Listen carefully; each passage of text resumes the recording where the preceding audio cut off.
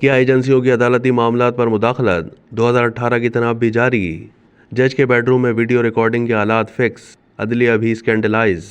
काजी फाइज का फौरी फैसला।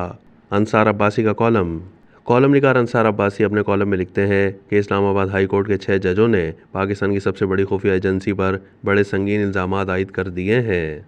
चीफ जस्टिस ऑफ पाकिस्तान को लिखे गए अपने खत में इन 6 जजों ने जस्टिस रिटायर्ड शौकत सिद्दीकी के केस का हवाला देकर उनकी तरफ से 2018 में लगाए गए इल्ज़ामात पर तहकीकात का मुतालबा करते हुए ये भी डिमांड की है कि सुप्रीम जुडिशल काउंसिल ये भी देखे कि एजेंसियों की अदालती मामलात पर मुदाखलत 2018 की तरह की अब भी जारी तो नहीं।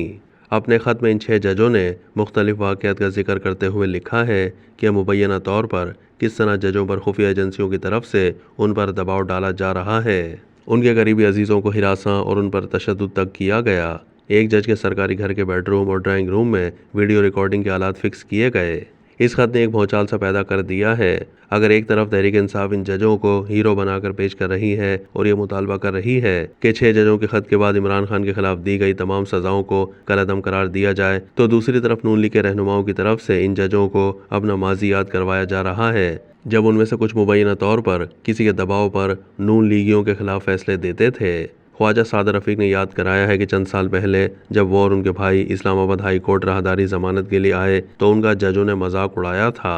वो कहते हैं कि चले अच्छा हुआ अब ज़मीर जाग रहे हैं। नून लीग के ही सेनेटर इरफान सिद्दीकी ने सवाल उठाया है कि इन 6 जजों ने मुबैना मुदाखलत पर खुद एक्शन लेने और दबाव डालने वालों का नाम लेने के बजाय क्यों मामला सुप्रीम जुडिशल काउंसिल भेज दिया। सिद्दीकी साहब का कहना है ऐसे मौके पर जब 9 मई के मुजरिमों को सजाएं दी जाने की तवक्को, इन जजों के खत ने एक मखसूस पार्टी की सहूलतकारी का काम किया है। उन्होंने 6 जजों में शामिल चंद जजों को याद दिलाया है कि वो चंद साल पहले कैसे फैसले कर रहे थे।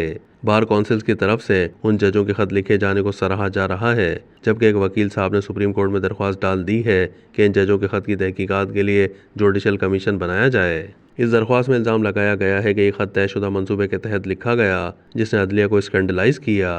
तहरीक इंसाफ समेत मुख्तलिफ एतराफ़ से इस खत पर तहकीकात के लिए कमीशन बनाने का मुतालबा किया जा रहा है, जो मेरी नज़र में एक बेहतरीन तजवीज़ है। इस सिलसिले में चीफ जस्टिस काजी फाइज ईसा की तरफ सब देख रहे हैं कि वो कब और क्या फैसला करते हैं। ये बात दुरुस्त है कि ऐसे मामले के हल के लिए सुप्रीम जुडिशल काउंसिल शायद मौसर इदारा नहीं है। ज़रूरत इस अमर की है कि क्या जो इल्ज़ामात जजों ने लगाए उसमें कितनी हकीकत है, और अगर ये साबित हो जाता है कि एजेंसियों की अदलिया के मामलात में मुदाखलत है तो उसे रोके जाने के लिए क्या किया जाए। 6 जजों ने अपने खत में अगरचे जस्टिस रिटायर्ड शौकत सिद्दीकी के इल्ज़ामात और उन इल्ज़ामात की बुनियाद पर साबिक ISI चीफ जनरल फैज़ हमीद का नाम लिखकर तहकीकात का मुतालबा किया, लेकिन खुद अपने साथ होने वाले वाक़यात का जिक्र करके किसी एजेंसी के अफसर या एहलकार का नाम नहीं लिया।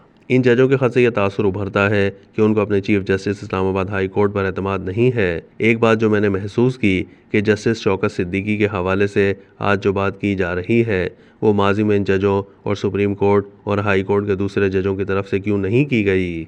शौकत सिद्दीकी को उनके इल्ज़ामात पर नौकरी से निकाल दिया गया, लेकिन कोई एक जज नहीं बोला, बशमूल इस्लामाबाद हाई कोर्ट के जजों के। सिद्दीकी साहब ने कोई 5-6 साल बहुत मुश्किलात देखी। उनके केस को सुप्रीम कोर्ट तक में नहीं सुना जा रहा था, बल्कि इस्लामाबाद हाई कोर्ट के चंद एक जज शौकत सिद्दीकी का नाम लेने से चिढ़ जाते थे। अगर शौकत सिद्दीकी के साथ उनके इस्लामाबाद हाई कोर्ट के अपने ही जज खड़े हो जाते तो आज शायद बहुत कुछ बदल चुका होता। अदलिया की हालत में शायद कुछ बेहतरी भी नज़र आ रही होती। आज इस्लामाबाद हाई कोर्ट के 6 जजों ने शौकत सिद्दीकी को एक काबिल तकलीद मिसाल के तौर पर पेश किया है। सियासतदान और सियासी जमातें इन जजों के खत पर अपने अपने मफादात के मुताबिक सियासत करेंगे, लेकिन अहम बात यह है कि जो उन्होंने एजेंसियों पर इल्ज़ामात लगाए हैं उस पर फौरी तहकीकात की जाएँ और उसके लिए काजी फाइज ईसा को फौरी फैसला करना होगा।